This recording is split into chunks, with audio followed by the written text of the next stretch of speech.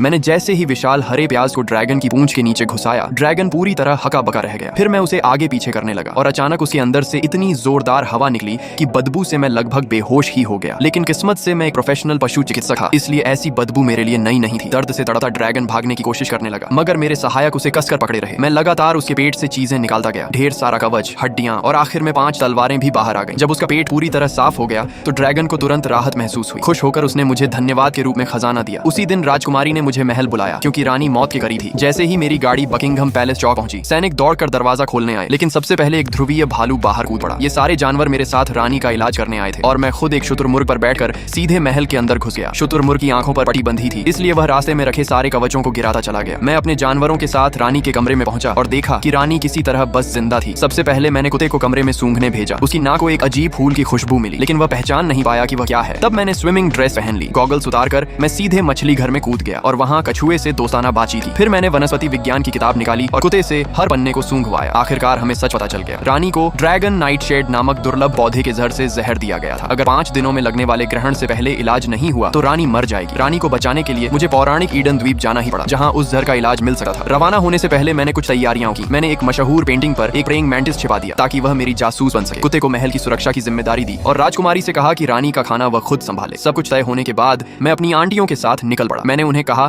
कि मैं जानवरों की देखभाल करूंगा, लेकिन मेरी हरकतों से महल का एक मंत्री बहुत बेचैन हो गया। उसने चुपके से राजवैद्य को बुलाया और आदेश दिया कि शाही युद्धपोत को भेजकर मेरी नाव को कभी वापस न आने दिया जाए। लेकिन उनकी सारी साजिश उस मैंटिस ने सुन ली। कुछ ही देर में राजवैद्य का युद्धपोत हमारे पीछे आ पहुंचा। मैंने तुरंत अपने जानवरों को हथियार सक्रिय करने का आदेश दिया, एक ध्वनि प्रेषण यंत्र जो समुद्र की मछलियों से संपर्क कर सकता था। संकेत मिलते ही एक विशाल व्हेल हमारी नाव की तरफ दौड़ी चली आई। स्थिति बेहद गंभीर थी, इसीलिए मैंने गोरिल्ला को भी एक जिम्मेदारी दी, लेकिन बेचारा गोरिल्ला बहुत घबराया हुआ था। मैंने उससे कहा, तुम जितने खुद को समझते हो उससे कहीं ज्यादा ताकतवर हो। कोई दूसरा रास्ता न देकर गोरिल्ला ने अपना डर दबाया और मुझे रस्सी के सहारे समुद्र में उतार दिया। ध्रुवीय भालू भी पानी में कूद पड़ा और हम दोनों ने मिलकर व्हेल के शरीर पर रस्सी बांधनी शुरू कर दी ताकि वह हमारी नाव को खींच सके। यह देखकर राजवैद्य ने तुरंत हमला करने का आदेश दे दिया। अचानक हुए धमाके से डरपोक गोरिल्ला घबरा गया। उसने रस्सी छोड़ दी, सिर ढकर डेक पर लेट गया। रस्सी पुली से फिसलने ही वाली थी कि तभी छोटा टॉमी दौड़ कर आया और उसने उसे पकड़ लिया। तभी जाकर मैं समुद्र में डूबने से बच पाया। ध्रुवीय भालू और शुतुरमुर्ग की मदद से रस्सी धीरे धीरे वापस ऊपर खींची जाने लगी, लेकिन ठीक उसी क्षण